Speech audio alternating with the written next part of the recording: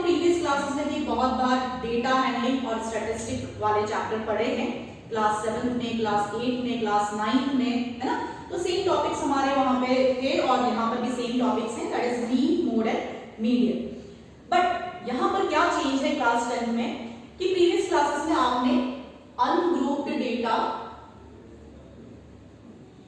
के according mean, mode और median निकालना सीखा था, और हम क्लास 10 में ग्रुप्ड डेटा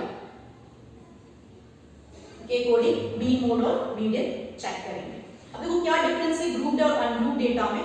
तो लेट्स टेक एन एग्जांपल कि सपोज हमारी 40 स्टूडेंट्स की क्लास है और उसमें हमने कोई 20 मार्क्स का पेपर लिया और सारे स्टूडेंट्स के जो मार्क्स आए हैं वो अगर हम लिखें तो लेट मान लिया कि किसी स्टूडेंट के 15 मार्क्स हैं, किसी के 11 हैं, किसी के 10 हैं, किसी के 5 मार्क्स हैं, किसी के 20 मार्क्स हैं, किसी के 1 मार्क्स हैं, लाइक दिस। तो ये जो पर्टिकुलर डेटा है आपके पास, that is the ungrouped data, इसकी कोई ग्रुपिंग नहीं करी गई। लेकिन ग्रुप्ड डेटा में क्या होगा, जैसा कि आपने क्लास 9 में भी अनग्रुप्ड डेटा को ग्रुप डेटा में फ्रीक्वेंसी डिस्ट्रीब्यूशन टेबल के अकॉर्डिंग कन्वर्ट किया था। क्या था ग्रुप डेटा में कि हम क्लास इंटरवल की फॉर्म में इस डेटा को अरेंज करेंगे। दैट मींस कि 0 से 5 मार्क्स के बीच में कितने स्टूडेंट्स के मार्क्स आए, मान लिया कि 4 स्टूडेंट्स के मार्क्स हैं। 5 से 10 मार्क्स कितने स्टूडेंट्स के हैं, सपोज 7 स्टूडेंट्स के हैं। 10 से 15 मार्क्स कितने स्टूडेंट के हैं, सपोज 5 स्टूडेंट्स हैं। तो इस तरह से जो डेटा बनता है हमारे पास, that are the grouped data, क्योंकि हमने इसमें ग्रुपिंग करी हुई है ना, और इसे कहा जाता है क्लास इंटरवल। ठीक है, तो क्लास इंटरवल के अकॉर्डिंग हम ये ग्रुप्ड डेटा अरेंज करते हैं और इस ग्रुप्ड डेटा के अकॉर्डिंग हम मीन, मोड और मीडियन सीखेंगे। ओके, अब देखो यहाँ पर हमारे पास क्लास 10 में मीन फाइंड आउट करने के 3 डिफरेंट मेथड्स गिवन है। First one direct method, second one assume mean method,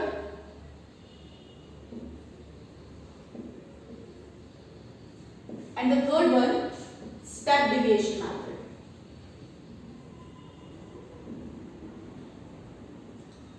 But जो अभी हमारा रिड्यूस सिलेबस है सेशन 2021 का, उसके अकॉर्डिंग हमें ये स्टेप डिविएशन मेथड नहीं करना है, ओनली डायरेक्ट मेथड और अज्यूमिंग मेथड ही पढ़ना है। ओके, तो इसी के अकॉर्डिंग में 14.1 एक्सरसाइज का फर्स्ट क्वेश्चन आपको बता रही हूं using this direct method. Now in question number first 14.1 exercise we have given a survey was conducted by a group of students as a part of their environment awareness program in which they collected the data regarding the number of plants in 20 houses in a locality। 20 अलग अलग houses में कितने number of plants है उसके according ये data collect किया है कुछ स्टूडेंट्स ने। Find the mean number of plants पर हाउस, हमें mean number of plants find out करने कि हर घर में एवरेज कितने प्लांट्स लगे हुए हैं। Okay, so here it is number of plants given है आपके पास ग्रुप्ड डेटा के अकॉर्डिंग कि 0 से 2 प्लांट्स हैं, ऐसे कितने हाउसेस हैं 1। 2 से 4 प्लांट्स हैं, ऐसे हमारे पास 2 हाउसेस हैं। 4 से 6 प्लांट्स हैं, ऐसे हमारे पास 1 हाउसेस है। उसी की तरह आपको ये आगे डेटा दे रखा है ना। अब देखो क्या है, यहाँ पर हमारे पास number of plants class interval के फॉर्म में है। तो सबसे फर्स्ट हमें यहाँ पर इसका क्लास मार्क निकालना है, ठीक है, और इसे हम xi से रिप्रेजेंट करेंगे। क्लास 9 में भी आपने ये किया था। क्या फॉर्मूला है क्लास मार्क का? Class mark is equals to lower limit plus upper limit upon 2। Okay, तो उसी के अकॉर्डिंग अगर हम देखें यहाँ पर तो upper limit lower limit is 0, upper limit is 2, तो 0 plus 2 upon 2 that is 1 is the class mark. Same ऐसे ही 2 plus 4/2 that is 6/2 that is 3। तो ये आप ऑरली भी कर सकते हो, इट्स नॉट नेसेसरी कि हम यहाँ पर ये सारी चीजें लिखें। तो देखो 4 plus 6 that is 10, 10 upon 2 that is 5, then same 6 plus 8 14 and then upon 2 that is 7। तो देखो हमारे पास यहाँ पर गेप प्रॉपर था क्लास इंटरवल में, तो हमारे पास जो xi आएगा उसमें भी आपके पास सेम गेप ही चलता रहेगा, है ना, प्रॉपर इक्वल गेप होगा। तो जैसे देखो 1 के बाद 3 आया, 3 के बाद 5, 5 के बाद 7, दैट मींस कि हमारे पास नेक्स्ट क्या आएगा 9, then 11 and then it is 13। तो आप गेप मैनेज करके भी इसकी वैल्यूज लिख सकते हो। ओके, और ये जो नंबर ऑफ हाउसेस है उसको हम लेंगे fi, that is the frequency. देखो डायरेक्ट मेथड में क्या करना है, और सबसे फर्स्ट हम यहाँ पर डायरेक्ट मेथड क्यों लगा रहे हैं, जब भी आपके पास fi और xi की वैल्यूज अगर थोड़ी छोटी हैं तो हम डायरेक्ट मेथड यूज करेंगे तो इजीली आंसर आ जाएगा। अदरवाइज अगर ये वैल्यूज बड़ी आ रही है, हमारे पास नंबर्स बड़े बड़े हैं, तो हम अज्यूम मीन मेथड जो है वो यूज करेंगे। अभी हमारे पास छोटी छोटी ही इसकी वैल्यूज है, ऑलरेडी हम इसका इनटू कर सकते हैं, so we are using the direct method and for that we must have fi into xi। तो हम नेक्स्ट कॉलम बना रहे हैं fi into xi का। दैट मींस कि ये fi और ये xi आप करस्पॉन्डिंगली मल्टीप्लाई करते चले जाओ। तो देखो 1 into 1 this is 1, 2 into 3 6, 1 into 5 5 and 5 into 7 35, this is 54, 22 and this is 39। Okay, तो सारी हमने यहाँ पर जितनी भी कैलकुलेशंस थी ऑलरेडी कर पा रहे हैं, तो डायरेक्ट मेथड लगा रहे हैं। Now what we have to do, यहाँ पर हमें ये जो fi xi की वैल्यूज आ रही है उसका सम करना है। That means we have to find summation fi xi। Okay, तो ये प्रॉपर्ली आप सम करोगे, विल गेट 169। ठीक है, और सेम ऐसे ही हमें यहाँ पर जो फ्रीक्वेंसी है उसे भी सम करना है। That means we have to find summation fi also, summation fi। तो ये जो वैल्यूज है उसकी सम जो आएगा दैट इज 20, और ये क्वेश्चन में भी हमें मार्क करके दिया है कि 20 हाउसेस पर ये सर्वे किया गया है, तो यहाँ पर आपके पास सम होके भी क्या आ रहा है 20 आ रहा है। Now for finding mean by direct method हमारे पास फार्मूला क्या है, मीन को हम x बार से भी रिप्रेजेंट करते हैं, तो mean is equals to summation fi xi upon summation fi। So here we have summation fi xi equals to 169 and summation fi is 20. So on dividing you will get 8.1. That means on an average हर घर में 8.1 plants लगे हुए हैं। Okay, आगे बात समझे। तो ये स्मॉल वैल्यूज थी इसलिए हमने डायरेक्ट मेथड यूज किया, और डायरेक्ट मेथड का जो फॉर्मूला है that is just summation fi xi upon summation fi। ठीक है, नाउ अब हम सेकंड क्वेश्चन ले रहे हैं, वहां पर कुछ वैल्यूज बड़ी बड़ी है तो हम उसमें अज्यूम मीन मेथड यूज करेंगे।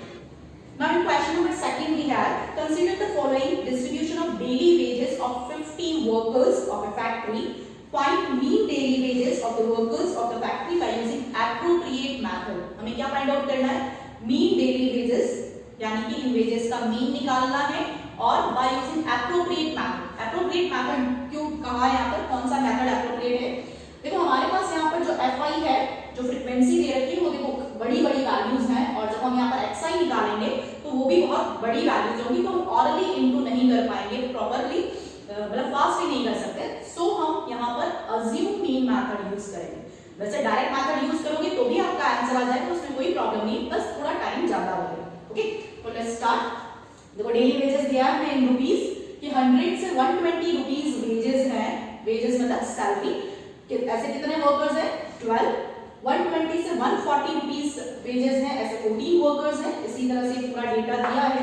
तो जैसा हमने अभी पहले किया था कि हमने क्लास मार्क निकाला था xi, वही हमें यहाँ पर भी निकालना है। तो देखो क्या था, lower plus upper limit upon 2, 100 plus 120 that is 220 and upon 2 is 110। तो जैसा कि मैंने पहले बताया था कि अगर यहाँ पर प्रॉपर गेप चल रहा होगा तो यहाँ पर भी उसी गेप में आपके पास नंबर्स आ जाएंगे। तो यहाँ पर हमारे पास 20-20 का गेप है, तो हम यहाँ पर भी 20 के गेप में देख सकते हैं। तो 110 के बाद 20 के गेप के अकॉर्डिंग 130, देन 20 का gap 150, then 170 and this is 190। Okay, अब देखो क्या करना है हमें, assume mean method। that means we have to assume our mean from this data xi। जो ये xi हमने निकाला है क्लास मार्क वाली जो टर्म्स दे रखी है उसमें से किसी भी एक वैल्यू को हम अज्यूम करेंगे, that is the particular mean. तो नॉर्मली जो भी मिड में है उस वैल्यू को हम अज्यूम करते हैं अज्यूमिंग के अकॉर्डिंग, और उसे a स्मॉल a से रिप्रेजेंट किया जाता है। और जरूरी नहीं कि हम मिड वाली टर्म ले, आप चाहो तो 170 भी ले सकते हो, आप चाहो तो 130 भी ले सकते हो, लेकिन अगर हम मिड वाली टर्म लेते हैं तो थोड़ी सी कैलकुलेशन और इजी लगेगी आपको। ओके, अब देखो क्या निकालना है हमें, di आपको एक कैलकुलेट करना है, di is the deviation that is equals to xi minus a। That means ये जो सारी xi है उसको हमें a से सब्ट्रैक्ट करते जाना है। ठीक है, तो di जो डेविएशंस निकलेंगे निकलेंगे हमारे, कैसे निकलेंगे, xi minus A, that means कि अगर हमें फर्स्ट टर्म लिखनी है, फर्स्ट वैल्यू, तो 110 minus 150 that is minus 40, then again 130 minus 150 तो माइनस 20, देन 150 माइनस 150 है ना, इसको इसी से ही माइनस कर रहे हैं तो 0, and then this is 20, 190 minus 150 that is 40। Okay, तो ये di आ गया हमारे पास। तो देखो जब हम डायरेक्ट मेथड से करते हैं तो हम fi into xi करते हैं, और ये दोनों वैल्यूज आपकी थोड़ी बड़ी है तो हमें थोड़ा टाइम लगता है इसे प्रोडक्ट करने में, लेकिन हमारे पास अब di और fi आया है, उससे हमें fi into di निकालना है। So for this we have to multiply fi and di, और इसे हम ऑरली भी मल्टीप्लाई कर सकेंगे। कैसे, देखो 12 into minus 40 is minus 480, then 14 into minus 20 is minus 280, 8 into 0 is 0, and 6 into 20 is 120, and 10 into this 40 is 400।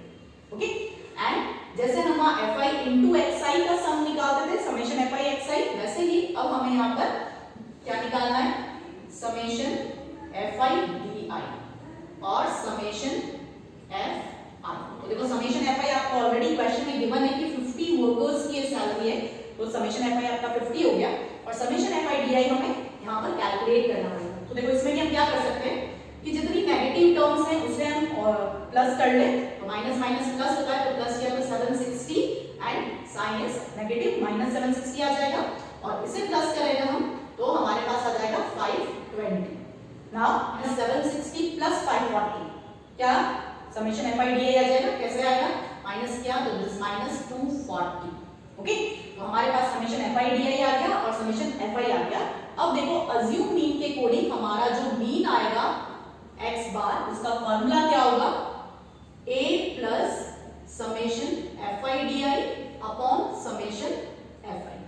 Last time क्या था, डायरेक्ट फॉर्मूला, डायरेक्ट मेथड में सिर्फ a नहीं था, summation fi xi upon summation fi था, यहाँ पर हमारे पास a plus summation fi di upon fi। तो देखो हमारा a क्या था 150, and this summation fi di negative है तो नेगेटिव में ही आपको यूज करना है, एंड दिस इज 50, तो 0 से 0 कैंसिल आउट हो गया, तो दिस 150 माइनस दिस इज 4.8, और जब आप माइनस करोगे यू विल गेट 145.2, तो 145.2 that means 145 rupees and 20 पैसा is the mean daily wages।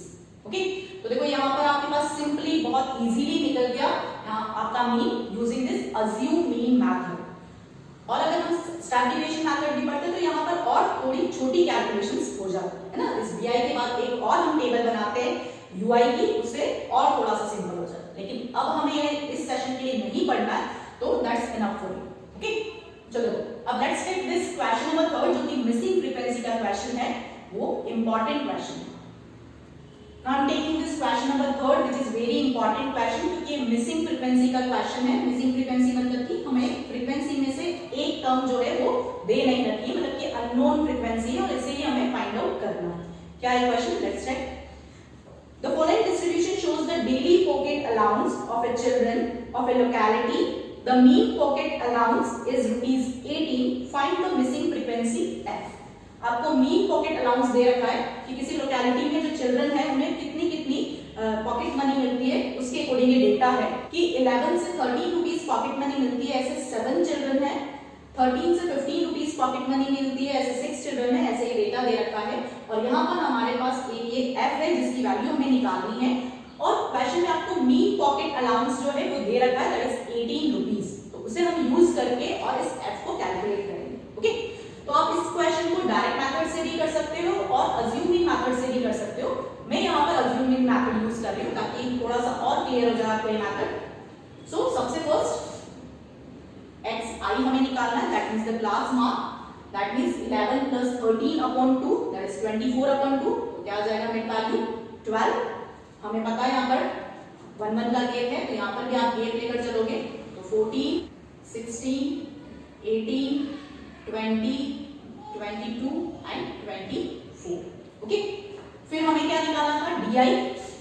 So di is xi minus a, जो भी इसमें बीच में है, मैं 18 को ले लेती हूँ, अज्यूम कर लेती हूँ कि this is our mean, that means small a, have to do xi minus a, that means 12 minus 18, that is minus 6, 14 minus 18, that is minus 4, 16 minus 18, minus 2, 18 minus 18, 0, then 20 minus 18, so 2, 4, 6. हमेशा 0 के ऊपर वाली terms आपकी negative मिलेंगी, 0 से नीचे वाली terms आपके पास पॉजिटिव मिलेंगी, और यहाँ पर भी गेप उसी तरह से सेम चलता जा रहा है. Okay, now we have to find fi into di. Okay, this is our fi के फ्रीक्वेंसी है, और मल्टीप्लाई करें अगर हम तो 7 into -6 is -42, 6 into 4 is -24, 9 into -2 -18, and this into 0 0. अब देखो यहाँ पर 2 in f into 2, this is 2f. Okay, ध्यान से करना है. Then 5 into 4 20 and 6 4s are 24. Okay, अब हमारा मेन क्या था कि we have to find summation fi di and summation fi. देखो यहाँ पर क्वेश्चन में हमें समेशन fi नहीं दिया है ना, अगर दिया होता तो f डायरेक्टली ऐसे ही कैलकुलेट हो जाता. ओके, तो यहाँ पर अगर हम समेशन fi निकालें, दैट मींस कि इन सारे fi वाले टर्म्स को प्लस करें तो क्या आएगा. तो देखो इसमें ध्यान रखना है कि ये जो f है आपके पास वो अलग से प्लस f लिख दो आप, है ना, क्योंकि लाइक टर्म तो है नहीं, बाकी सारे जो नंबर्स में है उन्हें अगर हम प्लस करें then you will get 44.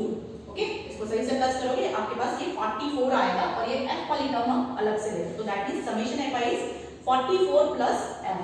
Now same way में हमें समेशन fi di निकालना है. तो देखो क्या है, पहले हम सारे नेगेटिव टर्म्स को प्लस करें. तो देखो यहाँ पर मुझे 24 प्लस माइनस में दिख रहा है, मैं इसको पहले हटा देती हूँ. तो देखो हमारे पास -42 और -18 मिलके बन गया -60, और यहाँ पे पॉजिटिव टर्म्स को सम करें हम तो दिस इज 2f plus 20. तो लाइक टर्म्स नहीं है तो हमें सिंपली 2f plus 20 ही लिखना है. अब समेशन fi di मतलब कि इन सारी वैल्यूज का सम, तो क्या आ जाएगा 2f minus 40. Okay, -60 plus 20 that is -40. तो हमारे पास समेशन fi भी आ गया, समेशन fi di भी आ गया. अब हम जो मीन है वहां से स्टार्ट कर रहे हैं. मैं यहाँ से टर्म्स मिटा रही हूँ. अज्यूमिंग का क्या फॉर्मूला था हमारे पास, x bar equals to a plus summation fi di upon summation fi. अब यहाँ पर हम वैल्यूज पुट अप करें तो x bar आपको क्वेश्चन में गिवन है, that is ₹18, a is again our 18 plus summation fi di. देखो summation fi di क्या आ रहा है, 2f minus 40, और summation fi हमारे पास है 44 minus f. ठीक है, तो सिंपली यहाँ पर ये वन वेरिएबल में इक्वेशन है जिसे हमें सॉल्व करना है, then we will get this f. तो देखो 18 और 18 उस साइड पर ले जाए हम, तो this is 18 minus 18, so 18 minus 18 आपका 0 हो गया, एंड दिस इज, अगर हम इसको यहाँ ट्रांसफर करें तो 44 minus f into 0 is 0. बहुत सारे बच्चे यहाँ पर 44 minus f ही लिख देते हैं ना, ये पूरा टर्म आपके पास क्या आ जाएगा 0. That means 2f minus 40 equals to 0. तो क्या आ गया हमारे पास 2f equals to 40. That means कि f equals to हमारा 20 आ गया. ओके, तो जो मिसिंग फ्रीक्वेंसी है वो क्या है हमारी 20. ओके, तो ये इंपॉर्टेंट क्वेश्चन है आपके एक्सरसाइज का. और क्या ध्यान रखना है इसमें, मैं वापस से बता दूं कि जब हम यहाँ सम कर रहे हैं तो ये f आपका अलग से चलेगा. जब fi di में प्लस करेंगे तो भी ये जो f वाली टर्म है वो आपकी अलग से रहेगी. और इस पर्टिकुलर क्वेश्चन में हमारे पास यहाँ 0 आ रहा है 18 minus 18, तो डिनोमिनेटर जब आप इंटू करोगे तो वो 0 हो जाएगा. ओके, इस तरह से आप इसके रिमेनिंग जितने भी क्वेश्चंस है वो आप इजीली कर सकते हो. बस जहाँ हायर वैल्यू से बड़े नंबर से डायरेक्ट मेथड नहीं लगाते हो, अज्यूमिंग मेथड लगाते हो. ओके, एक क्वेश्चन नंबर 5 में मैं आपको हिंट बता देती हूँ कि क्या डिफरेंट है क्वेश्चन नंबर 5 में. यहाँ क्वेश्चन नंबर 5 में हमें जो डेटा दिया है वहां पर आपको कंटिन्यूस डेटा नहीं देना है ना, तो एक चेंज आपको करना है बस. क्या दिया देखो, नंबर ऑफ मैंगोज है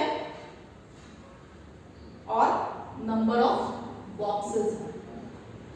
ठीक है, तो नंबर ऑफ मैंगोज आपको 50 से 52, 53 से 55, 56 से 58 इस तरह से दे रखा है. एंड हियर इट इज 15, 110, 135 और ऐसे ये डेटा और भी है ना. अब देखो इसमें क्या डिफरेंट क्या है कि यहाँ पर हमें कंटिन्यूस इंटरवल नहीं दे रहे. क्या है कंटिन्यूस इंटरवल का मतलब कि 50 से 52 पर है आपके पास, देन 53 स्टार्ट होगा। जबकि हम नॉर्मली इंटरवल्स लेते हैं कंटीन्यूअस फॉर्म में, तो क्या होता है 0 से 5, देन 5 to 10, जहां से स्टॉप होता है वहीं से स्टार्ट होता है। तो यहाँ पर 52 पे स्टॉप हुआ, लेकिन 53 से स्टार्ट हुआ। तो आपको पहले इस इंटरवल को कंटीन्यूअस बनाना पड़ेगा, है ना। तो एक कॉलम और बनाओगे आप कंटीन्यूअस इंटरवल का। दैट मींस क्या हो जाएगा, क्लास 9 में भी हमने किया था कि 0.5 यहां से आप माइनस करोगे और 0.5 यहां से हम प्लस करेंगे। तो 50 में से 0.5 माइनस करेंगे तो 49.5 and here it is 52.5। Same ऐसे ही यहां से माइनस किया 0.5, 52.5 and here it is 55.5। Again 55.5, 58.5। इस तरह से डेटा आपका कंटीन्यूअस इंटरवल में आ जाएगा और फिर आगे की सारी चीजें आपको सेम वैसे ही करनी है। तो रिमेनिंग जो भी क्वेश्चंस हैं आप ध्यान से उसे करिए और कोई प्रॉब्लम है तो आप कमेंट बॉक्स में कमेंट कर सकते हैं। तो नेक्स्ट वीडियो में हम पढ़ेंगे mode and medium. Wait for my next video.